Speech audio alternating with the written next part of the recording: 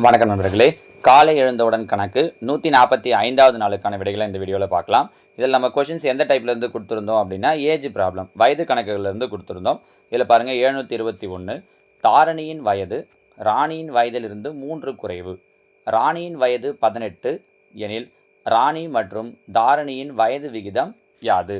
அவங்க கடைசியாக கொஷின் கேட்டிருக்கிறது ராணி தாரணி இவங்களோட வயது விகிதம் கேட்டிருக்காங்க. இங்கே பாருங்கள் ராணியுடைய வயசு எவ்வளோ சொல்லியிருக்காங்கன்னா 18. அப்போ ராணியுடைய வயசு 18, தாரணியுடைய வயசு ராணியுடைய வயதிலிருந்து 3 குறைவு. அப்போ ராணிக்கு 18னா தாரணிக்கு 3 கம்மியாக இருக்கும். 18ல் 3 போயிடுச்சுன்னா 15. இந்த ரேஷியோ தான் கேட்டிருக்காங்க. 3ஆம் வாய்ப்பாட்டில் கேன்சல் பண்ணலாம் பாருங்கள். 6 முன் 18, 5 முன் 15. ஸோ 2 பேருடைய வயது விகிதம் 6:5. இதில் நீங்கள் கவனிக்க வேண்டியது முதல்ல யார் பேரை சொல்லியிருக்காங்க, அடுத்து யார் பேரை சொல்லியிருக்காங்க, அதை கவனிக்காமல் எழுதுனீங்கன்னா ஆப்ஷனாக மாற்றி எழுதிடுவீங்க. சரியா? So option B 6:5. 722 ராணி மற்றும் மேரி ஆகியோரின் வயதுகளின் கூடுதல் மேரி மற்றும் நான்சி ஆகியோரின் வயதுகளின் கூடுதலை காட்டிலும் 14 வருடங்கள் அதிகம் எனில் நான்சியானவர் ராணியை காட்டிலும் எத்தனை வயது சிறியவர் என கண்டுபிடி. இப்போ பாருங்கள், ராணி மேரி, ராணியுடைய வயசு ப்ளஸ் மேரியோட வயசு, இவங்களுடைய வயதுகளின் கூடுதல் மேரியுடைய வயது ப்ளஸ் நான்சியோட வயசு, இவங்களோட வயதுகளின் கூடுதலை காட்டிலும் 14 வருஷம் அதிகம். So plus 14. புரியுதான்னு பாருங்கள். அவங்க பேருக்கு அப்படியே முதல் எழுத்தியே எடுத்துக்கிட்டேன். இப்போது இந்த பக்கமும் ப்ளஸ் எம், இந்த பக்கமும் plus M. So plus M இங்கே வந்தால் மைனஸ் எம், எம் கேன்சல் ஆகிடும். அப்போ ராணியுடைய வயசு நான்சியுடைய வயசை விட 14 அதிகம். இதுதான் அர்த்தம். கரெக்டாக? ராணியுடைய வயசு நான்சியுடைய வயசை விட 14 அதிகம். அவங்க என்ன கேட்டிருக்காங்க? நான்சியானவர் ராணியை காட்டிலும் எத்தனை வயது சிறியவர், அவ்வளோதான். அப்போ நான்சி ராணியை விட எத்தனை வயசு சின்னவங்க? 14 வயசு சின்னவங்க. So answer option C 14. வேறு எதுவுமே கிடையாது. ஜஸ்ட் அவங்க சொன்ன இன்ஸ்ட்ரக்ஷனை அப்படியே அவங்களோட பேரை வச்சு எழுதிக்கிட்டேன். ஆன்சர் வந்துடுச்சு பாருங்கள். முடிஞ்சதா? அடுத்ததா 723 தற்போது அருணின் வயது அவனது தந்தையின் வயதில் பாதி. 12 ஆண்டுகளுக்கு முன்பு தந்தையின் வயது அருணின் வயதைப் போல 3 மடங்கு எனில் தற்போதைய அருணின் வயது என்ன?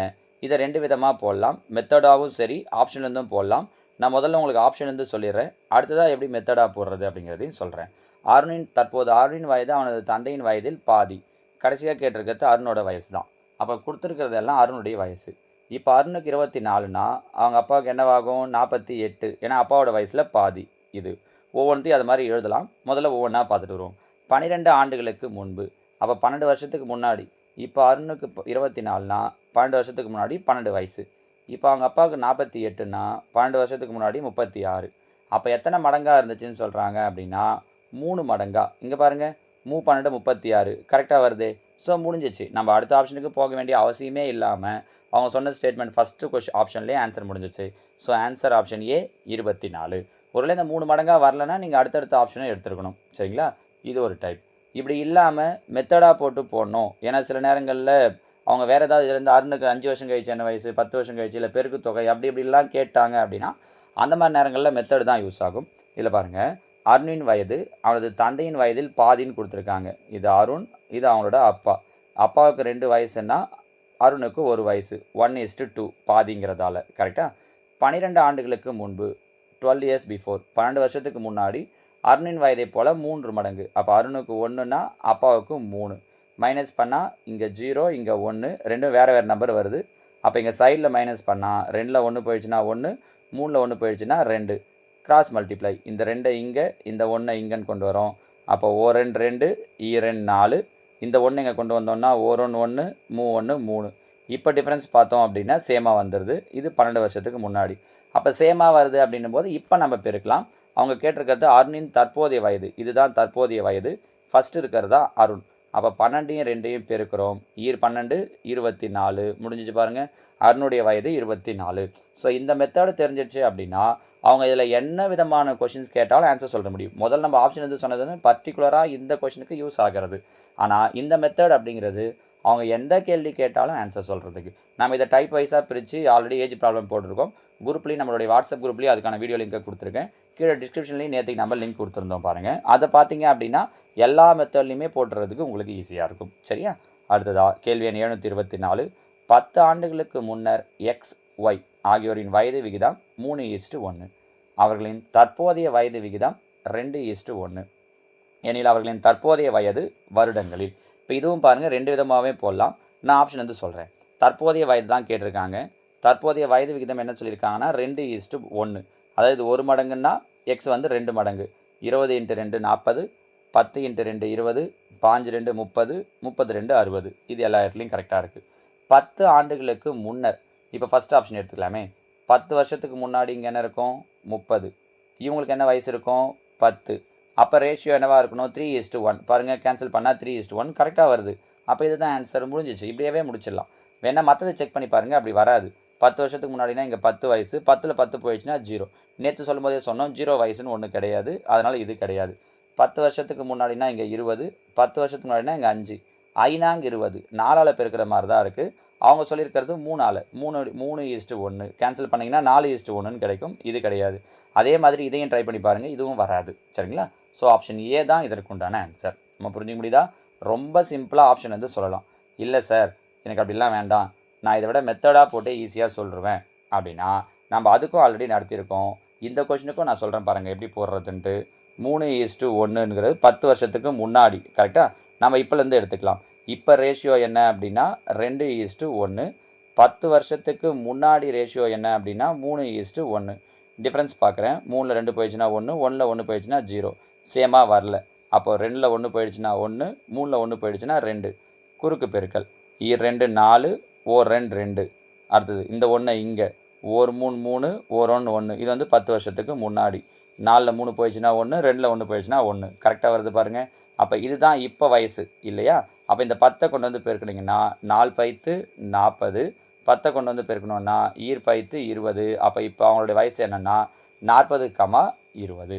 முடிஞ்சு பாருங்கள். மெத்தடாக போடுறதும் ஒன்றும் பெரிய விஷயம்லாம் கிடையாது, ரொம்ப சிம்பிள் லாஜிக் தான். சரிங்களாம்மா? அடுத்ததா கேள்வி எண் 725.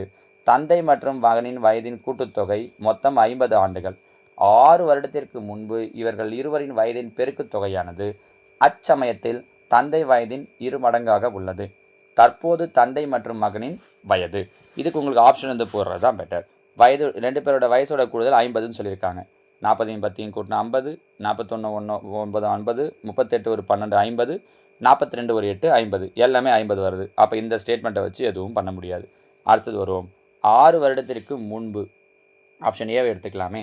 6 வருஷத்துக்கு முன்னாடி, இப்போ 40னா அப்போ 34, இப்போ 10னா அப்போ 4. கரெக்டாக? என்ன சொல்கிறாங்க? பெருக்குத்தொகை. இது ரெண்டுத்தையும் பெருக்கிறோம். 34 4ஐயும் பெருக்கணும்னா நன்னாங்க 16, மீதி 1, முன்னாங்க 12 1 13, 136. அச்சமயத்தில் தந்தை வயதின் 2 மடங்கு. அப்போ அப்பாவுடைய வயசு என்ன? 34. இதோட 2 மடங்கு. 34 2ஆல் பெருக்குனா 68. ஆனால் இங்கே 136ன்னு வந்திருக்கு. அப்போ இது சமம் கிடையாது. ஸோ இது ஆன்சர் கிடையாது. முடிஞ்சிச்சா?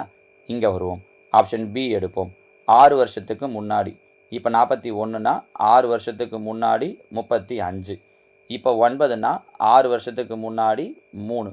இதோட பெருக்கல் பலன் 35 3ஐயும் பெருக்கணும் அப்படின்னா 105. இதோட 2 மடங்குன்னு சொல்கிறாங்க. 35 2ஆல் பெருக்கினீங்கன்னா 70 தான் கிடைக்குது. அப்போ இதுவும் ஆன்சர் கிடையாது. ரைட்டா? சி வருவோம். சி 6 வருஷத்துக்கு முன்னாடி அப்பாவுக்கு 32, பையனுக்கு 6 வருஷத்துக்கு முன்னாடி 6.